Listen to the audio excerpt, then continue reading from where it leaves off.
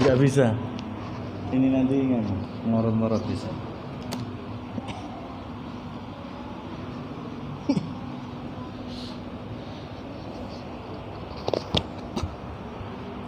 Bismillahirrahmanirrahim. Assalamualaikum warahmatullahi wabarakatuh.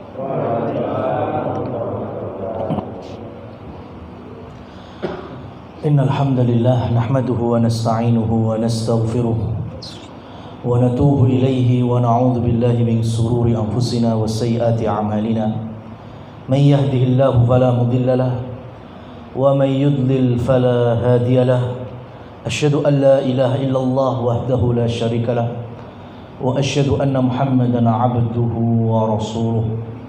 Allahumma salli wa sallim ala nabiyyina Muhammad amma ba'du. Jamaah kaum muslimin muslimat, a'azzani Allah wa iyyakum jami'an.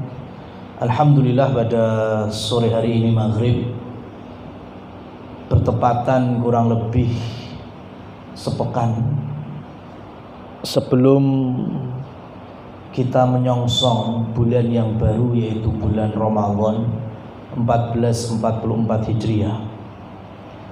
Tentu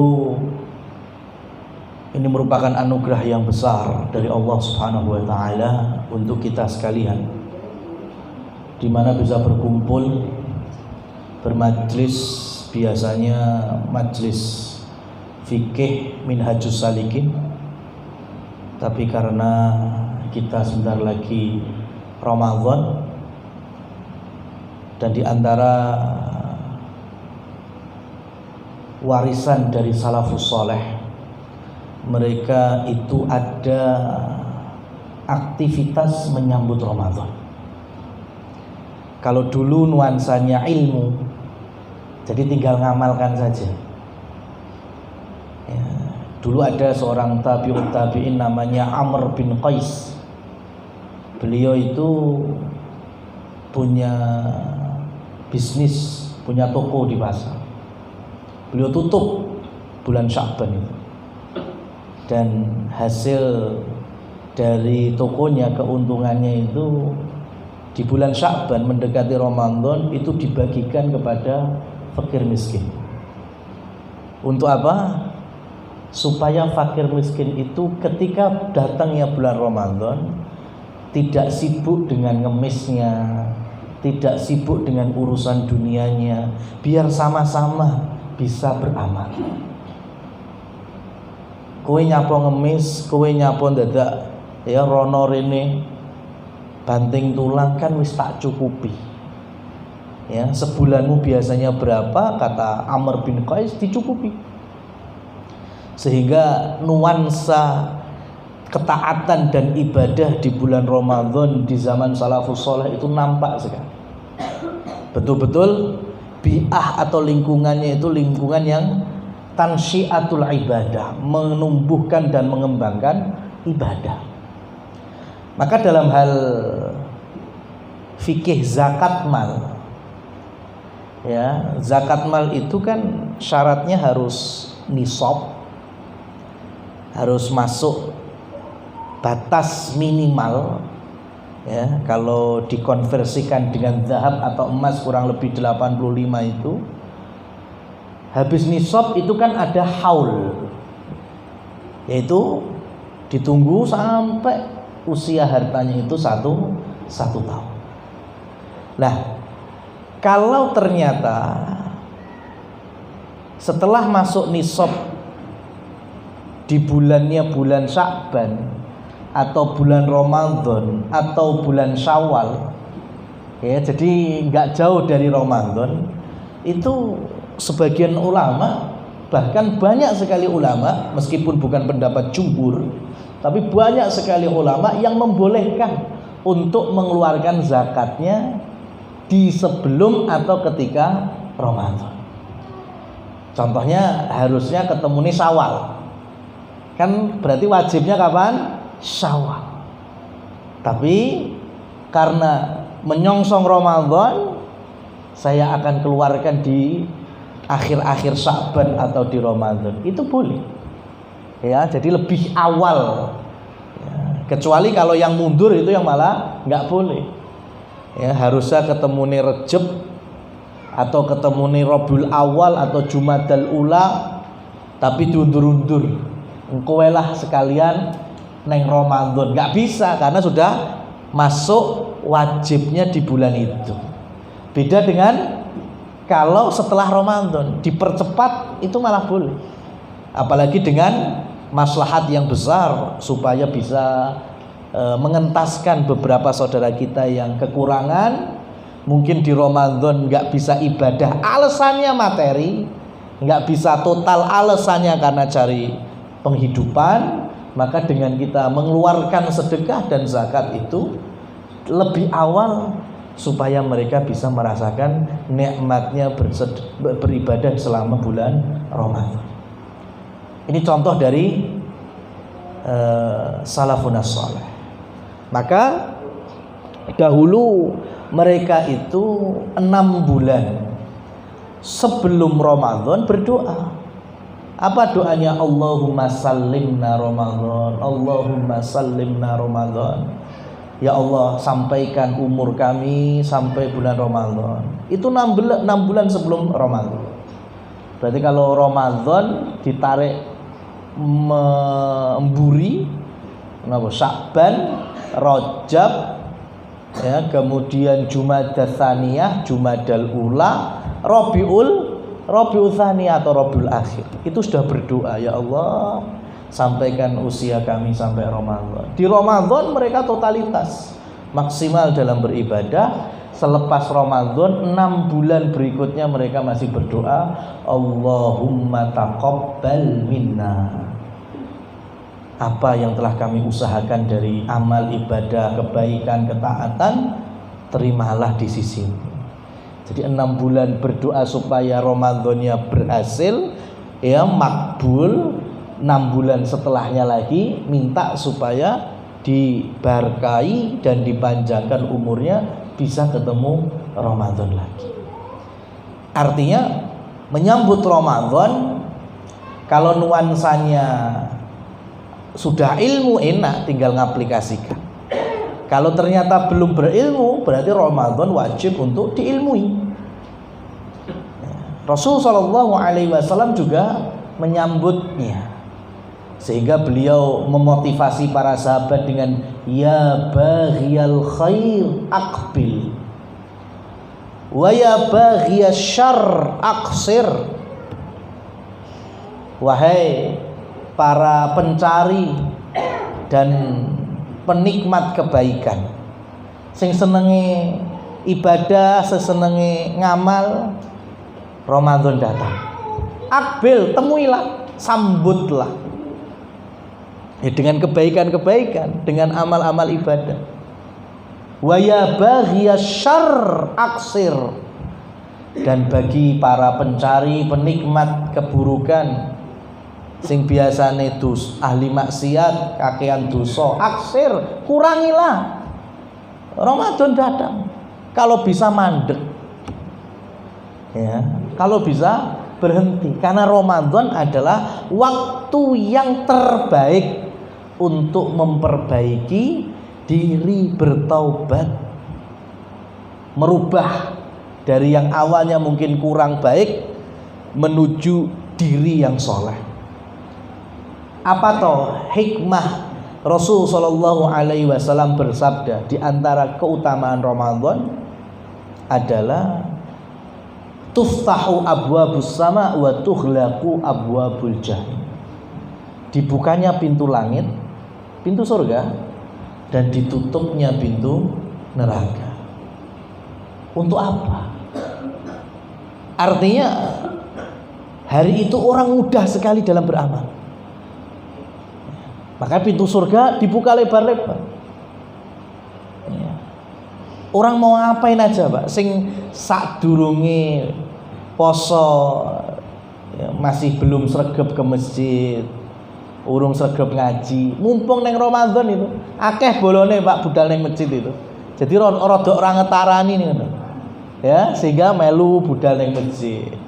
Lah syukur-syukur Allah berikan istiqomah. Selesai Ramadan ketemu Syawal, pancet, sregepe itu pancet. Maka Ramadan membawa nuansa ini. Ya, jamaah yang dirahmati Allah Subhanahu wa taala. Jenengan lek bidal teng Saudi. Ya, baik itu di Mekah atau di Medina. Niku jenengan budal nang masjid sadurunge adzan, biasa, pemandangan lumrah. Ya, subuhan komat lagi budal mboten enten, Pak, jarang, Pak. Ya, uang jam 3:30 wis budal nang masjid. Kenapa? Karena rata-rata bolo-bolone ngono. Jadi lingkungan dan suasana niku terbangun. Ya, jam 3 wis budal nang masjid padahal adzan pertama dereng. Ya, kenapa? Karena mendukung suasananya. Suasananya di Mekah, suasananya di Medina mendukung. Ya wong bar umroh, bar haji niku insyaallah lagi nembe teko omah, sregep nang masjid. Karena ke bawah niku. Kok lek wis rong sasi rada loyo neh biasane. Nah niku masalahnya. Ya kan? Tapi hari-hari awal pekan pertama masih ke bawah. Suasana adzan langsung budal bahkan saat belum adzan. Ya emang seperti itu. Lah Ramadan Allah Subhanahu wa taala jadikan seperti ini. Suasana ibadah itu suasana harian. Dados menawi wonten wong kok tidak berhasil menjadikan Ramadan sebagai waktu dan masa memperbaiki diri, njur njaluk sasi apa neh. Lek Ramadan wae gagal, sing jelas dimudahkan wong jenengan. Umpama nih enten sing dereng saged ngaji. Nah, mungkin pas Ramadan kadang ke masjid dibika ya baca Quran. Siapa saja boleh ikut. Yang belum bisa baca boleh gabung. Lah niku mboten wong siji wong loro kadang ketemu jebule koncone akeh. Ilang isine, Pak. Wong jebule bolone yo lumayan. Ya, ngaji, sinau ngaji bareng. Nah, mungkin bar Ramadan syukur-syukur istiqomah. Ya. Maka itulah hikmah kenapa Allah bukakan pintu surga selebar-lebarnya dan pintu neraka ditutup. Ma'asyiral muslimin wal muslimat rahimani wa rahimakumullah. Maka hari ini kita mencoba menyambut Ramadan. Setidaknya dengan ilmu. Kalau dari bahasa Arab itu kan ada rohaba yurahibu tarhiban, artinya menyambut, mengucapkan selamat atas kedatangan. Makanya dari rohaba yurahibu tarhib kemudian muncul istilah marhaban. Dan ini tidak apa-apa, perkara yang mubah. Kita menyambut datangnya bulan yang penuh barokah yaitu Ramadan. Panitia takmir bikin MMT spanduk selamat datang bulan yang penuh barokah. Selamat ya beribadah selama bulan Ramadan 1444 Hijriah. Tidak masalah, silakan aja. Ya, karena Rasulullah SAW dan para sahabat menyambut Ramadan dengan kegembiraan. Karena tanda dari keimanan seseorang, Ramadan datang itu senang. Ya, karena dibuka dalam sebulan itu semua kebaikan, bahkan dilipat gandakan. Ya. Cuma yang belum ada itu ketika Ramadan pergi, lah gak enak sing mamiti. Ya, kura dereng tumon neng dalan apa neng masjid-masjid niku. Lek awal Ramadan insyaallah lah niku familiar spanduk-spanduk ya, marhaban ya Ramadan, marhaban ya Ramadan. Tapi lek wis akhir-akhir Ramadan, kura dereng nemoni enten spanduk selamat tinggal Ramadan. Semoga berjumpa lagi. Aku merindukanmu tahun depan. Miss you, belum ada. Ya kan? Rata-rata ganti spanduknya langsung selamat datang Idul Fitri 1 Syawal. Lah wong teko jenengan sambut ya ilang mboten dipamiti lho, Pak. Ini. Ya, mungkin bisa dipraktekkan ini menjadi masukan. Ya, jadi Ramadan hilang, kita juga pamitan dengannya. Ya, selamat datang bulan yang penuh barokah. Semoga selama sebulan ini usaha kami selaku muslimin dan muslimat, ya, di sisi Allah menjadi amalan yang berharga, diterima, dan kami merindukanmu di tahun depan berjumpa lagi. Nah, baru kemudian selamat 1 Syawal 1444 Hijriah. Jamaah yang dirahmati Allah Subhanahu wa taala. Ramadan merupakan syariat. Di dalamnya ada puasa. Yang puasa adalah syariat yang dikenali oleh seluruh para al-anbiya wa rusul. Ya. Nabi mendapatkan hadis u'titu khamsan walam yu'ta an-nabi qabli. Aku diberikan keistimewaan 5 perkara yang Allah belum pernah memberikan ke seorang nabi sebelumku. Ya, disebutkan salah satunya tayamum. Dimanapun bumi kita pijak bisa untuk sholat, ya, kecuali kandang unta, ya, kecuali tempat yang di situ ada najis seperti toilet. Yang lainnya bebas. Umat dahulu, umat Nabi Musa boleh sholat sembarangan, nggak boleh. Umat Nabi Isa nggak boleh, harus ada tempat khusus, ma'bad sebutannya, tempat ibadah khusus. Tayamum hanya ada di syariatnya Nabi Muhammad Sallallahu Alaihi Wasallam saja, nggak ada yang lain. Ya, jadi sholat bisa beda-beda, syariat yang lain bisa beda-beda. Kita umat Nabi Muhammad pengen bertaubat, istighfar, selesai, Pak. Itu paling mudah ya. Umatnya nabi-nabi sebelumnya, kalau berbuat dosa istighfar tok enggak, bahkan mereka sampai harus bunuh diri. Cara tobatnya bunuh diri. Ya, di kita bunuh diri menjadi dosa besar. Syariat bisa beda-beda, tapi ternyata puasa dikenal oleh seluruh para nabi dan para rasul. Ya, maka ketika Allah Subhanahu wa taala berfirman dalam hadis qudsi bahwa orang yang berpuasa wa ana ajzibi, aku yang akan membalasnya. Ya, artinya udah nggak ada taksiran pahalanya segede apa, sebesar apa.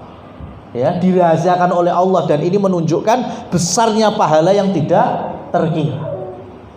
Yada'u ta'amahu wa syarabahu wa syahwatahu li, kata Allah, karena hamba-hambaku yang berpuasa itu menanggalkan dan menahan makannya, minumnya, syahwatnya karena aku. Berarti fitrahnya, ya, fitrahnya manusia itu seneng puasa apa seneng makan? Seneng puasa apa seneng makan? Seneng makan. Allah berfirman gitu, menahan makan dan minumnya serta syahwat. Berarti manusia itu rata-rata malah seneng makan. Lah ini kok meninggalkan makan minum? Siapa yang tahu? Hanya Allah Subhanahu wa taala. Iso wae sahur bareng Pak nang masjid gini, buka bareng nang masjid gini. Tapi siapa yang tahu jam 09.00 esuk ayo nang jero omahe sarapan nek? Ada yang tahu? Enggak ada yang tahu. Maka puasa itu amalan yang kejujurannya antara pelakunya dengan Allah langsung. Kalau salat jamaah kan kewenangan, Pak. Ya, sing boten rawuh sakniki sinten, mungkin lagi safar, lagi gerak. Tahu, Pak. Lek poso sapa sing ngunangi? Ya. Makanya ketika sahur punya niat mukel itu udah batal puasanya. Sahur nih, ya, kemudian wis pokoke aku sahur sik. Engko lek pamane jam 09.30 setengah 10 luwe ya tak sarapan nek. Nah itu sudah terhitung batal puasa. Itu namanya puasa dengan niat batal. Ya kan? Kan sahur itu kan bagian dari niat untuk puasa. Tapi diniati engko lek luwe tengah dalan aku tak mukel. Berarti sudah batal puasanya. Ya, karena puasa itu definisinya menahan lapar, haus dan pembatal yang lainnya dari terbitnya fajar subuh, ya fajar shadiq sampai ghurubus syams, yaitu waktu maghrib tiba. Ya.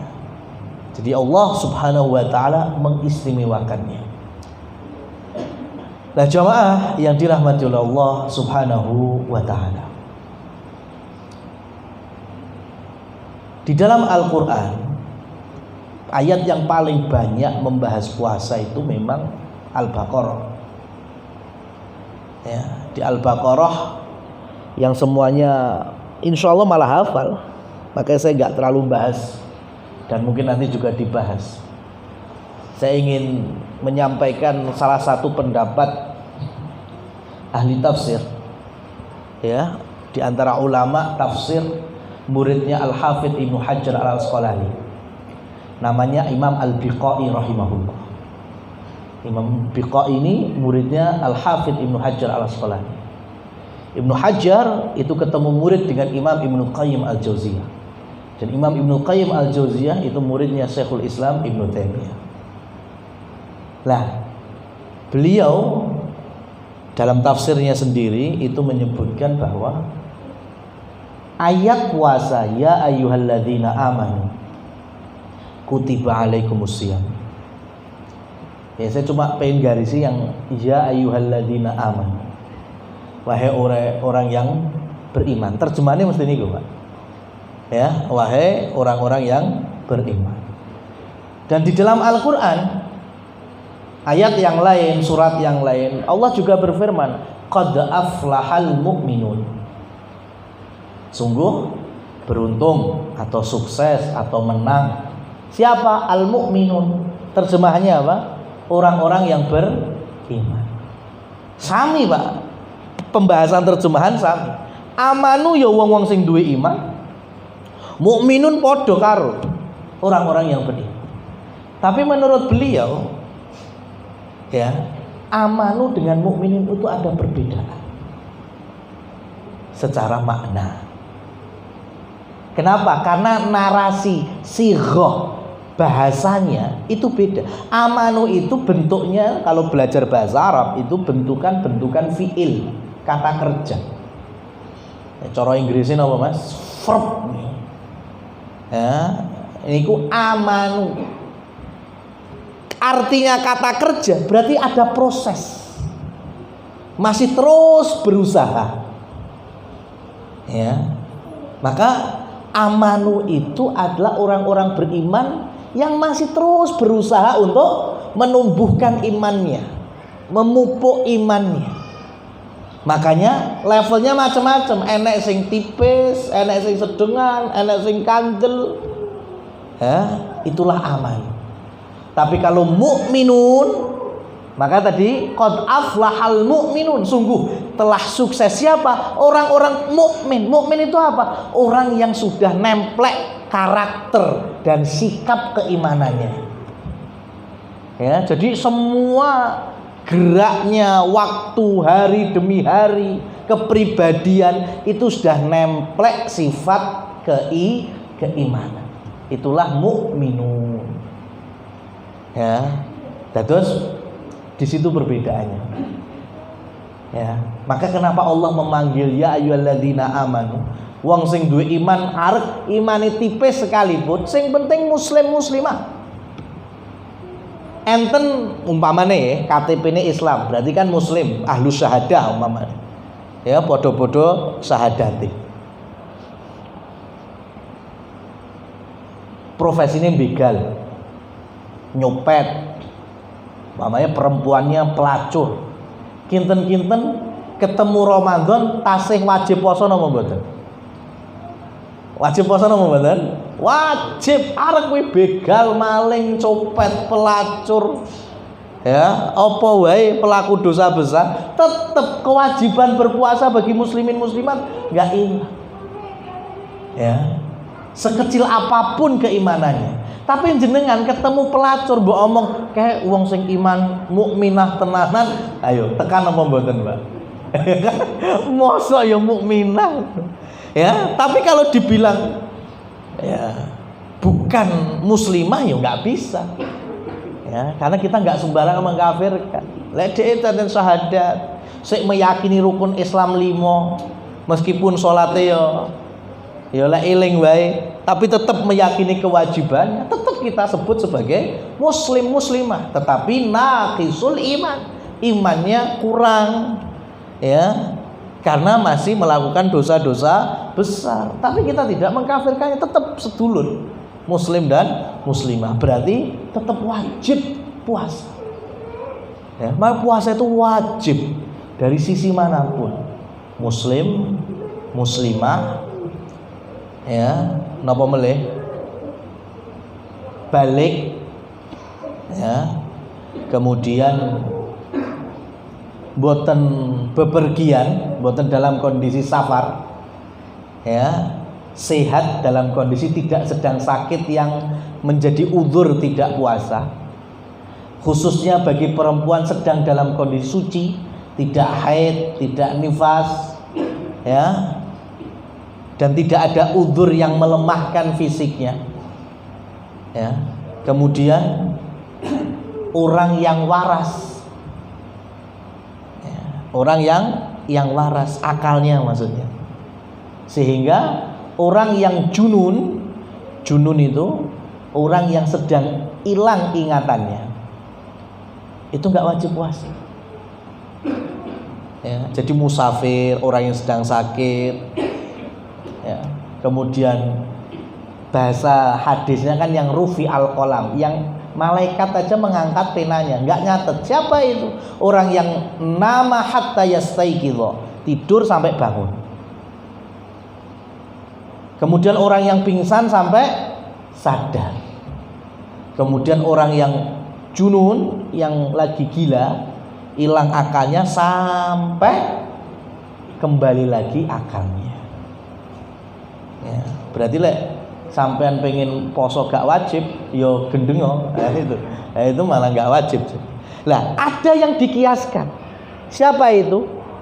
Ngapunten lek jenengan kagungan piyai sepuh, bukan lansia ya, tapi yang pikun. Ya, pikun. Pikun itu bagian dari ini tadi. Ya, ngapunten akalnya itu memang sedang hilang kewarasannya. Ya, sehingga orang pikun itu nggak wajib puasa. Dan baginya jadi wong pikun ya berarti nggak wajib untuk bayar fidyah. Anak-anaknya ya sebetulnya nggak harus membayarkan fidyah, wong ora wajib. Tapi kalau pengen tetap sebagai bentuk, ya mungkin anaknya pengen berbakti terus yang kei makanan, ya itu terhitung sedekah. Tapi bukan fidyah. Ya. Jadi kita ini wajib semuanya untuk berpuasa. Ya, karena kita masuk golongan ya ayyuhalladzina aman. Syukur-syukur dengan adanya berbagai macam tumbuh dan besarnya amalan, kita masuk bukan hanya yang amanu fi'il kata kerja, tapi sudah menjadi ya sifat, yaitu mukminnya. Jadi kemanapun, kapanpun, dimanapun kita ini bawa embel-embel keimanan. Nah, jamaah yang dirahmati oleh Allah Subhanahu wa ta'ala, terkait dengan puasa, ya, karena ini bukan perkara yang ringan, ya. Zaman dulu aja berat, makanya ada tahapannya. Karena dulu kewajiban puasa itu cuma puasa Asyura saja, ya. Asyura yang ketemu pas Muharram tok, gek kuwi ya kur sedina. Atau puasa Ayyamul Bid, yaitu 3 hari dalam sebulan. Lah kok kemudian muncul faman syahida minkumus syahra falyasum. Ya, barang siapa di antara kalian melihat hilal, berpuasalah, dan itu menjadi puasa wajib Ramadan sebulan. Ya, berarti sing biasane kur sesasi 3 dina, iki sesasi utuh. Ya, makanya ada tahapannya. Tahapan yang pertama yang wa'alal ladzina yutiqunahu fidyatun ta'amu miskin. Ya, yutiqunahu itu namanya tokoh, itu yang kuat.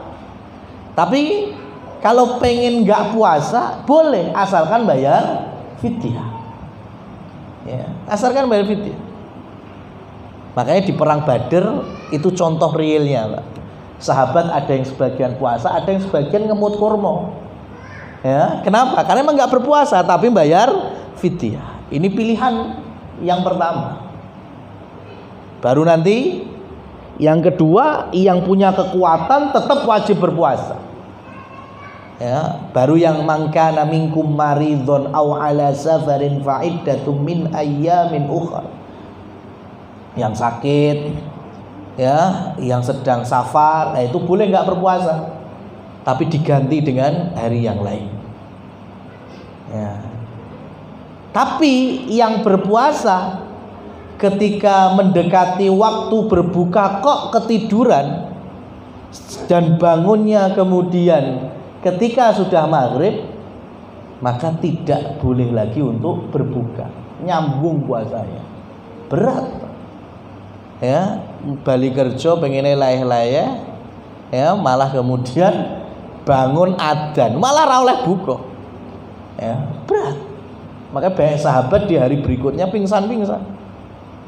Ya, termasuk Umar, namanya nggak boleh makan minum termasuk mengumpuli istri.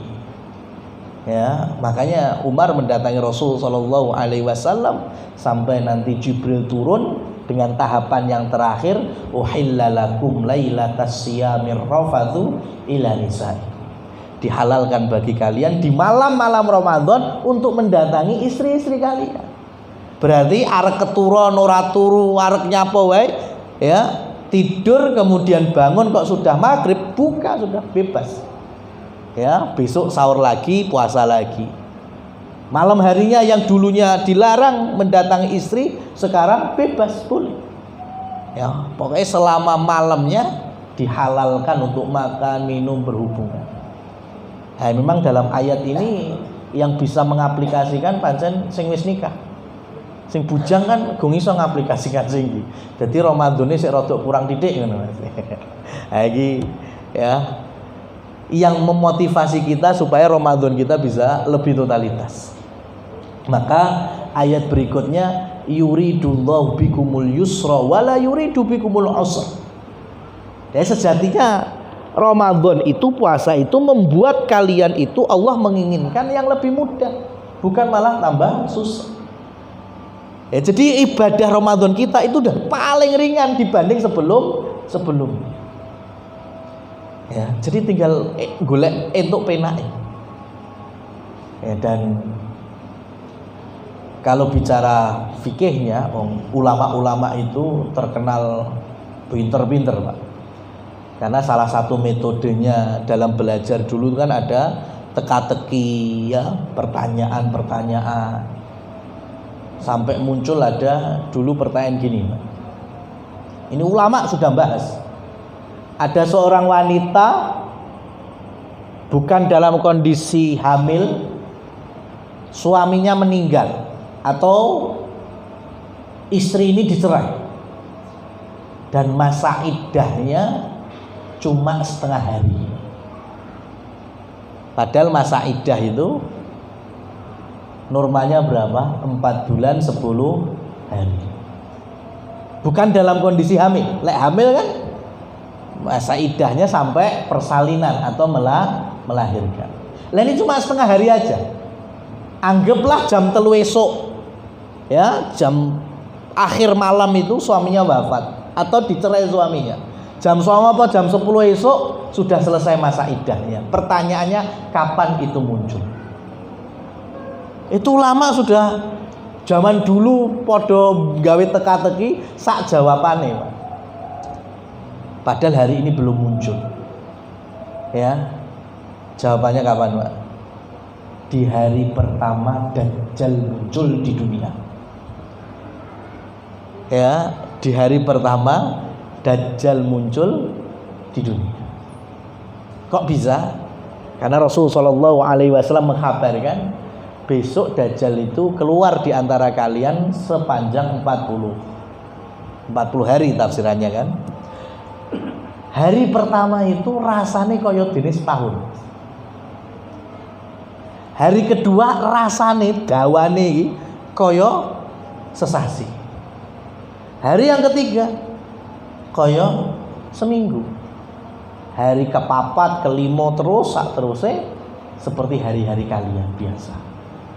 Jadi hari pertama Dajjal muncul ngelilingi bumi-bumi Allah ini, itu sedino rasanya pinten wau kaya dene setahun. Maka sahabat bertanya, bagaimana kami sholat ya Rasul? Maka kemudian Rasul menjawab, fakturulah. Yo, kalian ngitung kayak sekarang nih jarak antar sholatnya itu kapan? Ya kaya dhewe awake dhewe sakniki, Pak. Duhur asar jaraknya pirang jam? Duhur jam 12, asar jam 3 jam berarti. Maghrib isya pirang jam? Alah paling sak jam lah ya. Nah itu sangat kita butuhkan besok di hari pertama Dajjal metu. Karena awane iki iso duwa banget. Awake dhewe wayahe bar salat duhur hitung 3 jam ya dia salat asar. Dia salat maghrib 1 jam kemudian dia salat isya meskipun masih padang jingga. Makanya hari itu muslimin itu sholat sehari bisa 1000 rakaat. Ya. Nah, hadis ini kemudian membawa banyak pelajaran termasuk dalam memahami sumu li ru'yatihi waftiru li ru'yatihi. Puasalah kalian dengan melihatnya yaitu hilal, berlebaran atau menutup puasa juga dengan melihat hilal. Fa'in humma alaikum. Rasul belum selesai. Kalau tertutup ya kalian nggak melihatnya karena ada awan atau nggak nampak bulannya, fa'akmilul iddah. Dalam riwayat fakturulah, genepono jadi sebulan itu 30 hari. Rasul juga menjelaskan pakai jarinya. Asyahru hakadha. Berarti piro? 29. Kalau nggak 29 baru 30. Dengan cara apa? Penggenapan ketika tidak melihat hilal. Sudah sesimpel itu sebenarnya kita di dalam memasuki Ramadan. Dan alhamdulillah kita ya di negara yang juga menerapkan ru'yatul hilal. Bahkan penguasa dengan wewenang otoritasnya diberikan ke Kementerian Agama, di situ ada sidang isbat dan memutuskan sudah kita tinggal nerima tombol resik. Ya. Jadi kita berpuasa bersama penguasa ya tanpa melihat kekurangan-kekurangan, namanya juga manusia. Penguasa pun juga ada salahnya, kurangnya, zalimnya. Ya, tapi dengan kita berjamaah di dalam Ramadan dan Lebaran itu menumbuhkan banyak maslahat ya dibandingkan kita menyelisihinya. Dan para sahabat-sahabat pun demikian ketika mereka sudah ditinggal oleh Nabi Muhammad, ada yang di Syam, ada yang di Kufah, ada yang di Madinah, Mekah, tanah Hijaz ya, mereka pun senantiasa taat kepada penguasanya ya. Bahkan ketika kita memiliki 3 ulama seperti Syekh bin Baz, Syekh Utsaimin, Syekh Albani rahimahumullah tabaraka wa taala, ini 3-tiganya dulunya itu semuanya bersepakat namanya Ramadan itu satu matlak. Jadi neng Amerika ndeleng hilal, ya awake dhewe nang kene kudu poso. Sampai kemudian kerajaan dan pemerintah Saudi menetapkan bahwa matlak itu bisa beda-beda. Terus apa yang mereka kemudian lakukan? Mereka tetap berpuasa dan Idul Fitri bersama penguasa. Jadi tidak egois dengan pendapatnya. Ya. Bahkan kemudian mereka rahimahumullah kemudian bisa menfatwakan bahwa memang matlak itu bisa beda-beda, dan berpuasalah di mana kalian melihat hilal bersama penguasa setempat. Sudah, itulah para ulama. Jadi nggak main ego sendiri, tapi menimbang maslahat yang terbaik. Wallahu a'lam bishawab. Demikian yang bisa kami sampaikan. Aqulu qouli hadza wa subhanakallahumma wa bihamdika asyhadu an la ilaha illa anta astaghfiruka wa atubu ilaik. Wassalamualaikum warahmatullahi wabarakatuh.